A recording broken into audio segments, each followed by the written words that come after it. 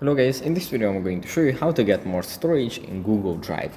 But before that, don't forget to subscribe, leave a comment down below, because at 10,000 subscribers I'm going to show you my whole YouTube revenue statistics and growth strategy. So without further ado, let's just jump right into it.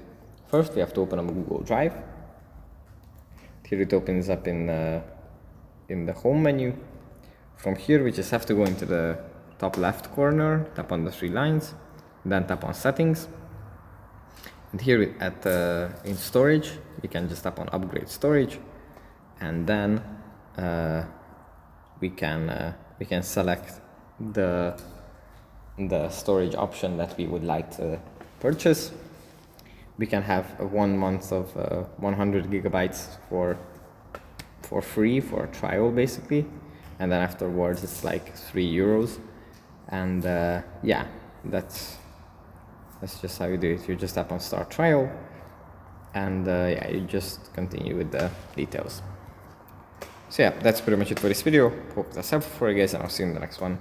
Bye.